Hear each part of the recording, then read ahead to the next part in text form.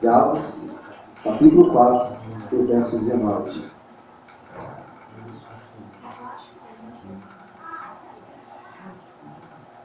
Glórias a Deus. Deus tem uma mensagem para o nosso coração. Amém? Depois, quero apresentar, falar sobre esse evento diário para a igreja novamente. Não me deixe esquecer, não. Em nome de Jesus, amém? Fala no diário toda a mensagem. Gálatas, capítulo 4, verso 19.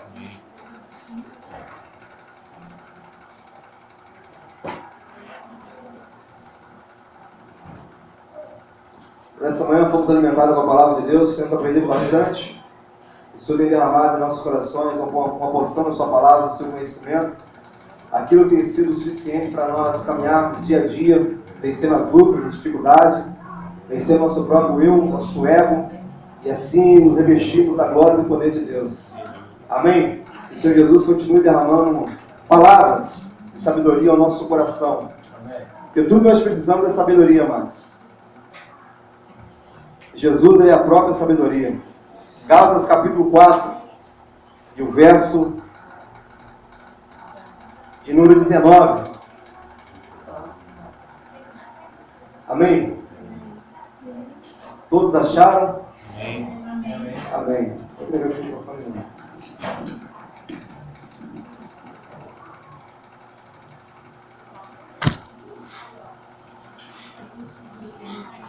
Glória a Deus. Amém. Gálatas capítulo 4, o verso 19. Possamos ler? Podemos ler? Amém. O texto diz: meus filhinhos, por quem de novo sofro as dores de parto, até ser Cristo formado em vós. Deus, a tua palavra foi lida. Nós estamos, Pai, diante de ti. Tu és aquele Pai que revela a palavra, aquele que fala nos nossos corações. Expressa, Pai, a tua vontade, o teu desejo. Nos direcione, nos conforta, nos exorta, nos edifica, nos disciplina. Enfim, faz a sua vontade em nome de Jesus. Que o Senhor cresça e que nós possamos diminuir para a glória de Deus. Amém? Nesta manhã, o jovem Lucas compartilhou essa palavra nesse texto. Foi muito rico. E lá os irmãos da igreja têm o costume de compartilhar depois, né? Cada um compartilha um pouco daquilo que o Senhor falou ao coração, do seu conhecimento, enfim. E me deram a oportunidade, eu falei, não, vou guardar para mim falar à noite. E eu estou aqui, jogar para fora tudo aquilo que o Senhor colocou no meu coração com esse texto. Glórias a Deus. Eu quero começar dizendo para a igreja o seguinte: o Evangelho de Cristo Jesus. Quantos aqui já ouviu falar Evangelho? Já ouviu falar Evangelho? Amém. Agora, se eu perguntar para vocês o que é o Evangelho, alguém sabe me responder? O que é Evangelho? Conhecimento? Ensinamento? Também. Mas são as boas novas do reino de Deus. São boas notícias. Então, o Evangelho de Cristo Jesus são as boas notícias, são as boas novas para o nosso coração. Então, se tratando de Evangelho de Cristo Jesus, nós podemos dizer que o Evangelho de Cristo Jesus, ele não é uma caixinha de surpresa, a qual nós, quando pegamos, no meio de tudo nós somos surpreendidos. Pegamos achando que é apenas rosas, e no meio da caminhada nós nos surpreendemos com os espinhos. Não, não. O Evangelho de Cristo Jesus não é uma caixinha de surpresa. O Evangelho de Cristo Jesus, ele é algo bem claro para nós. Se nós formos analisar o chamamento de Deus, o chamamento de Paulo por Deus, ele disse, olha, vai até lá, chama aquele homem, eis ele para mim que um vaso escolhido, eu lhe mostrarei o quanto ele deve padecer pelo meu nome. Atos capítulo 9, verso 15 e o verso 16 está dizendo isso. Olha, perceba-se então, igreja, que desde o início, Deus, no chamamento de Paulo, já está dizendo para ele que ele deveria, eu lhe mostrarei o quanto ele deve sofrer, padecer pelo meu nome. Então eu digo novamente, o Evangelho de Cristo Jesus não é uma caixinha de surpresa que nós pegamos achando que apenas ter rosas, e no meio do caminho nos surpreendemos com os espinhos. Não é. O Evangelho de Cristo Jesus, desde o início, ele já nos mostra que todos aqueles que aceitam o Senhor Jesus como seu único e suficiente Salvador e assumem um compromisso fielmente com Ele, hão de padecer por esse nome que é acima de todos os nomes. E o apóstolo Paulo é esse homem. Ele era um homem de guerra, um homem de combate, um homem de luta, um homem que não vivia apenas no meio de rosas, mas um homem que provou o que é sofrer por amor ao nome de Jesus. Ele provou, ele experimentou, foi por isso que ele diz na palavra: eu trago comigo as marcas de Jesus. O apóstolo Paulo, se nós sentássemos hoje para conversar com ele, tivéssemos a oportunidade naquela época, de estar naquela época, e conversássemos com ele, ele iria falar da sua experiência para conosco, e se nós não acreditássemos, ele iria tirar a sua camisa e iria mostrar as suas costas. E eu creio que lá estariam os vergões, das chibatadas, das chicotadas. Eu creio que talvez ele ia mostrar talvez cicatrizes no seu rosto. E ele iria dizer: está vendo isso aqui? Foi quando me apedrejaram na cidade tal. Mas Paulo, por que lhe apedrejavam? Porque eles não compreendiam a Jesus e a sua palavra. Eles não compreendiam. O apóstolo Paulo, ele carregava as marcas de Jesus no seu corpo. Glória a Deus por isso. Ai, meu Deus do céu. Misturei. Eu vou pregar aqui de novo. Amém. Ele carregava as marcas de Jesus no seu corpo. Amém. O apóstolo Paulo, em Filipenses capítulo 1, e o verso de número 29, ele diz o seguinte: em relação a Cristo, nos foi concedido pela graça de Deus, não apenas crer nele, mas também a padecer por ele. Em relação a Cristo Jesus, foi-nos dada a graça, não apenas de crer nele, mas também de nós padecermos por ele. O chamamento de Cristo Jesus para nós já é algo que nos mostra que não é fácil a caminhada. Olha o que Jesus diz para os seus discípulos: se alguém quer vir após mim, negue-se a si mesmo, toma a sua cruz e siga-me. Amém. Aí já está um desafio muito grande. Se nós queremos seguir a Jesus, nós devemos entender que nós iremos passar por lutas, tribulações, e a maior luta que nós vamos passar não é externa, mas a maior luta que nós passamos por seguir a Jesus, ela é interna, ela está no nosso coração. É a luta entre a carne e o espírito, pois o velho homem, todos os dias, ele quer renascer, ele quer ressurgir. Mas todo cristão, todos aqueles que querem reinar com Cristo Jesus na glória e querem fazer parte da primeira ressurreição, mediante as dificuldades, mediante os desafios, mediante as suas fraquezas no dia a dia, eles clamam o poder do nome de Jesus para que possa vir o socorrer em momento oportuno. Está difícil caminhar, tá? Está difícil permanecer de pé, tá? Rasteja, clama o nome de Jesus que Ele nos sustenta. Ele nos sustenta. Negar a si mesmo. Tomar a nossa cruz. O que era a cruz? O que é a cruz de Jesus? A cruz de Jesus não é o seu esposo, não é o seu filho. A cruz de Jesus não é o vizinho que te atormenta, mas a cruz de Jesus é a missão que Ele tem para cada um de nós. E muitas das vezes está incluso nós suportarmos muitas coisas por amor a esse nome. Muitas vezes, carregar a cruz de Jesus significa nós, diante de uma afronta, nós virarmos as costas, não retrucando, não batendo de frente, não ofendendo com as mesmas palavras, sair envergonhado em meio a uma multidão, em meio a uma ofensa, que disse talvez que nós somos trouxa, que você é sei lá o quê. Carregar a cruz de Jesus é isso. É não agir conforme o velho homem, é não agir conforme o homem nascido em Adão, pecaminoso, orgulhoso, malvado, vingativo.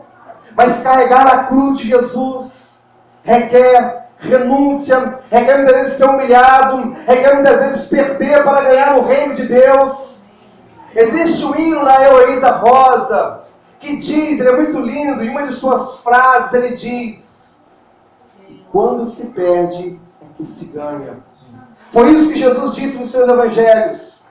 Ele disse, aquela parte que ele fala de isso, que adianta o homem ganhar o mundo inteiro e perder a salvação de sua alma?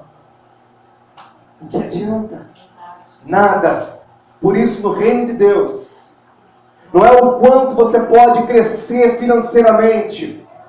O reino de Deus não é o quanto você pode ser o cabeça da empresa, enfim, e reinar no império dos homens. Mas o reino de Deus é o quanto nós possamos agradar aquele que tudo fez para que nós pudéssemos vir ter vida e vida com abundância. 2 Coríntios capítulo 5, verso 14, o apóstolo Paulo diz: porque o amor de Deus nos constrange, assim, de que um morreu por todos, para que todos morram por ele. E não vivam mais para si, mas vivam por aquele que morreu e ressuscitou. O velho homem tem que morrer em nós. O Evangelho de Cristo Jesus, ele nos convida a isso.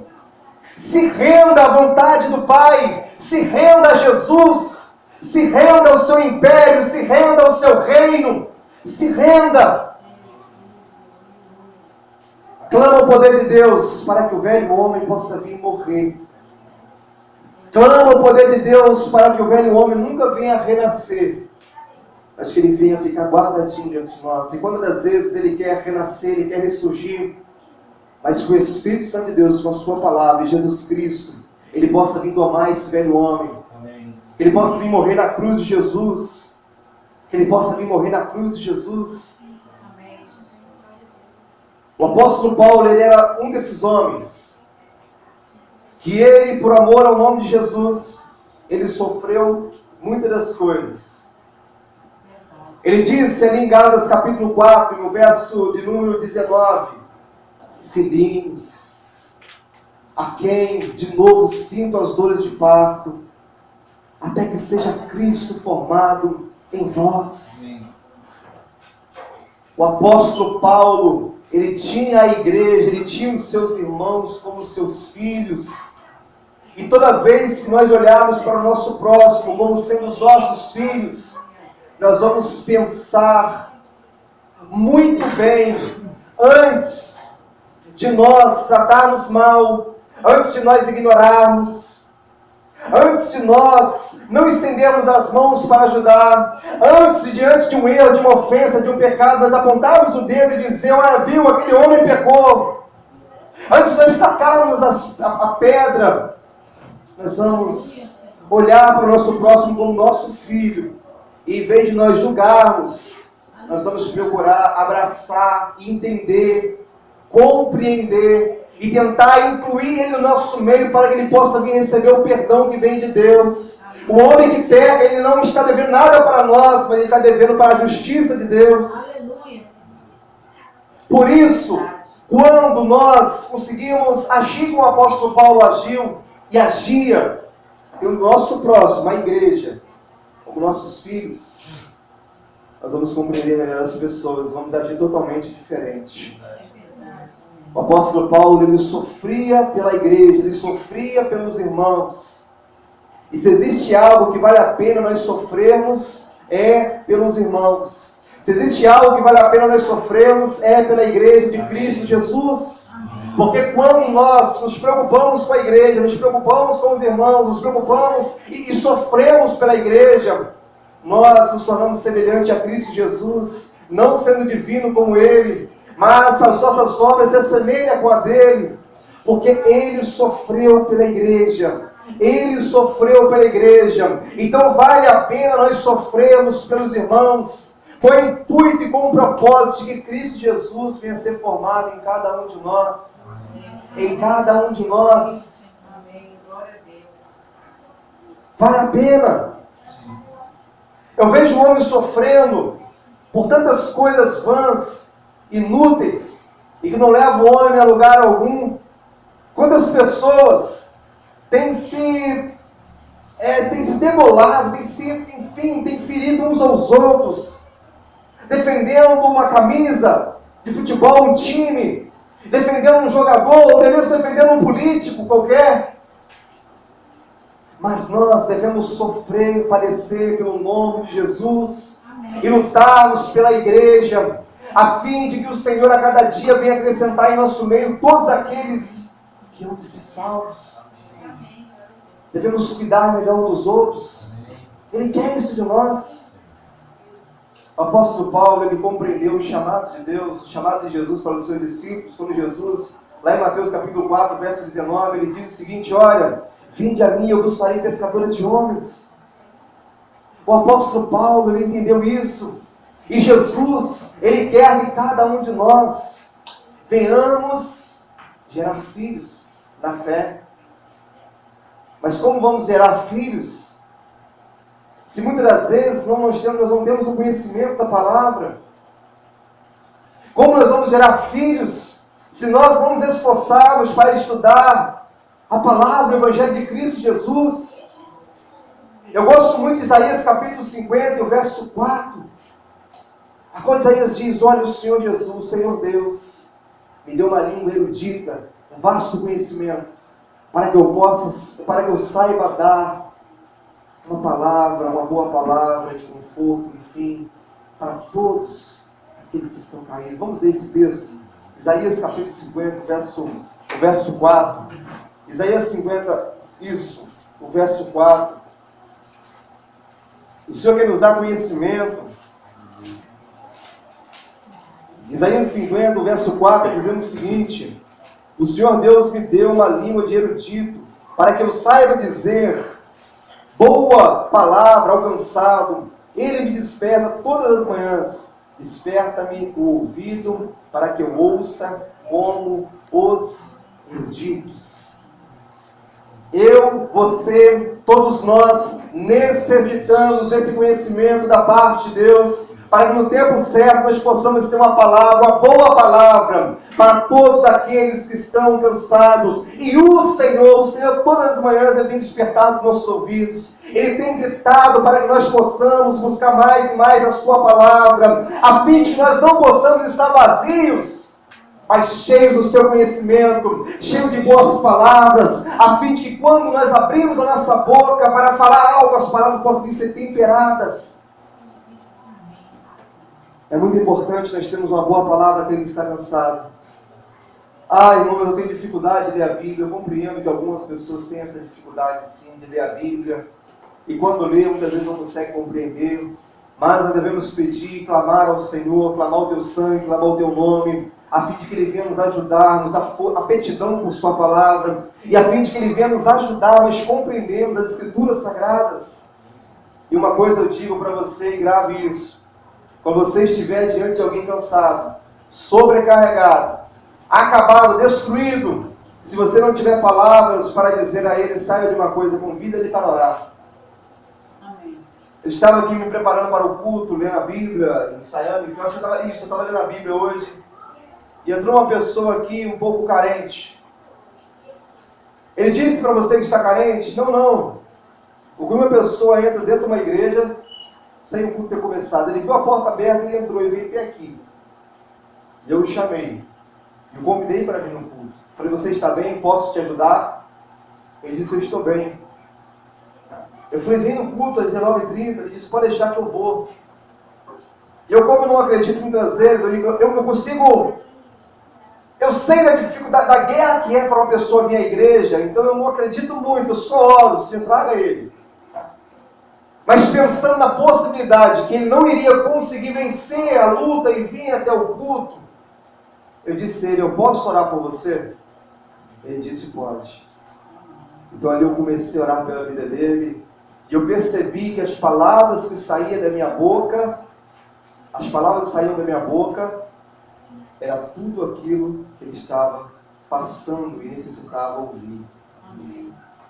O Espírito Santo de Deus é aquele que nos capacita a orar. Amém. E a falar a palavra certa, no tempo certo e para a pessoa certa. Por isso não devemos confiar na sabedoria humana, como se por nós mesmos nós pudéssemos vir edificar um templo, edificar uma vida. Mas devemos, igreja, confiar unicamente no poder e na persuasão da palavra de Deus, de Jesus e do seu Espírito. Por isso, quando lhe faltar palavras para falar, ora o Espírito, convida essa pessoa para orar. Eu tenho certeza que não vai faltar palavras na oração. Porque Jesus, ele disse para os seus discípulos, quando vocês estiverem diante do tribunal, diante dos governantes, enfim, das pessoas, não temem o que vocês irão dizer. Não teme, porque naquela mesma hora, o Espírito Santo de Deus nos fará lembrar. Ele vai nos conduzir a dizer tudo aquilo que eu tenho nos dito. Jesus, ele disse. Quando lhe faltar palavras, ore. E a oração vai mover. A oração vai tocar no coração daquelas pessoas. E elas serão tocar, e elas serão abençoadas pelo poder de Jesus. Igreja, vamos buscar mais e mais o conhecimento do nosso Senhor. Vamos nos aprofundar mais em Jesus. 1 Pedro capítulo 3, o verso 15. Pedro diz o seguinte, olha, antes, santifique a Cristo em vossos corações. A igreja tem que santificar a Cristo nos corações. Estejais preparados para responder com mansidão a qualquer que vos perguntar a razão da vossa fé. Eu pergunto nessa noite, se alguém ali na rua vos perguntar, algum familiar seu, enfim, alguém na rua vos perguntar, qual é a razão da sua fé? Por que Jesus, as pessoas dizem que Jesus me ama? Por que Jesus teve que morrer por mim? Por que teve que ser derramado sangue para que eu pudesse ser salvo? Eu pergunto, você estaria preparado para responder?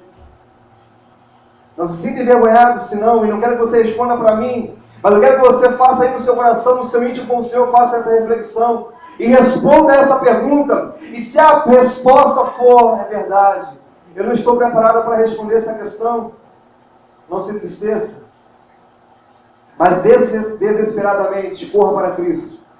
Ao sair daqui, em vez de ligar a televisão e ver Fantástico, se tranque no quarto, ora ao Pai, pega as Escrituras Sagradas e fala, Senhor, revela-me a Tua vontade. Senhor, estou diante, Pai, de um povo perverso. Eu estou em meio à Babilônia, um povo que não te teme, um povo que adora outros deuses. Inclusive a minha família às vezes adora esses deuses, estão perdidos. Me dá uma boa palavra para que eu possa vir, através disso, edificar a minha casa, edificar o meu bairro, edificar o meu conjunto, edificar o meu país.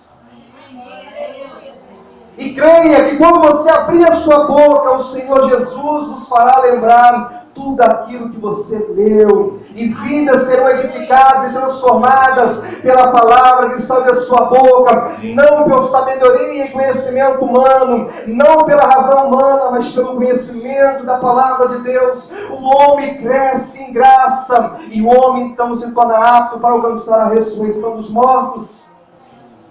Vale a pena nós sofrermos pela igreja, pois um dia todos nós seremos retribuídos. Um dia todos nós seremos retribuídos. Amém. Aquilo que nós plantamos, nós iremos colher. Se semeamos na carne, iremos colher a corrupção. E no final de tudo, a destruição total do homem. Mas, se semeamos no Espírito, iremos escolher vida para nós. Amém. Por isso, nessa noite, escolha. Deus ele coloca diante de nós a vida e a morte. Escolha a vida para que vivas. Amém. Escolha o viver da igreja. Escolha caminhar com Cristo Jesus, para que você possa um dia reinar na glória. Eu já disse isso na igreja. Esse tempo atrás, uma pessoa faleceu e eu cheguei diante da viúva para dar o meu consolo a ela. E ela disse: irmão, graças a Deus que existe a ressurreição dos mortos. A doutrina espírita, ela é muito confortadora, mas ela não pode se comparar com a doutrina do Evangelho. A doutrina espírita, ela é confortadora porque o que ela prega? Ela prega, se você, enfim, você for amar a pessoa aqui na terra, você vai para um lugar, vai ser tratado lá, e depois vai ter a oportunidade de vir aqui na terra, em outro corpo, em outro carro, não sei como eu posso dizer, e fazer tudo diferente. E assim você vai vindo e voltando até você ser aperfeiçoado. Mas eu nunca vi o homem perfeito. Nunca vi nessa terra. Ainda fala que existe apenas uma vida e um juízo. É uma vida. E nós devemos dar conta dela. Devemos dar conta dela. Então a doutrina do Espiritismo é muito confortadora. Pois eu vou e volto. Tenho oportunidades e mais oportunidades. Oportunidades e mais oportunidades. Mas com as Escrituras Sagradas aprendemos que é uma vida. E nessa vida são várias oportunidades. Quando o Senhor Jesus tocar no meu coração, eu vou para a igreja. Quando o Senhor Jesus tocar no meu coração, eu largo isso. Quando o Senhor Jesus tocar no meu coração, eu abandono o pecado. Ele tem tocado todos os dias. Pois ele diz em Apocalipse 3:20: eis que estou à porta e bato. Se alguém ouvir a minha voz, se abrir a porta, entrarei em sua casa. Cearei com ele, ele ceará comigo. Se hoje ouvides a voz do Espírito Santo de Deus, não endureçais o vosso coração. Não endureçais. A doutrina do Evangelho de Cristo Jesus, ela é incomparável, pois ela nos dá a esperança de que, se nós cremos em Jesus, nós seremos justificados dos nossos pecados. Vamos morrer sim, sim, todos nós vamos morrer, mas no grande último dia haverá a ressurreição dos mortos. A ressurreição extraordinária, como eu li aqui, né? Não é a ressurreição do corpo, onde alguém morre aqui, vem alguém ora, enfim, como Lázaro, e ela volta a viver nessa vida, não. A ressurreição extraordinária é aquela que o homem vai ressurgir para a glória de Deus. Amém. Para morar com o Senhor Jesus. Aleluia. Eu quero ir para lá, e espero que você também seja sábio e queira ir para lá também. Que Deus conforte o nosso coração e nos abençoe, em nome de Jesus. Amados, agora é 15 para as 9. Eu quero fazer como vocês fazem lá. Alguém quer compartilhar a palavra? Irmão Maurício, quer falar algo? Amém, glórias a Deus. Amém. Aleluia. Aqui, os dados aqui, vou misturar as coisas aqui, varão.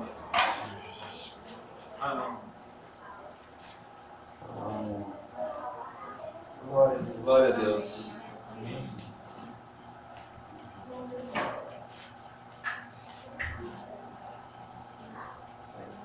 Aleluia. Glória a Deus. Amém. Você bem breve. Em Timóteo,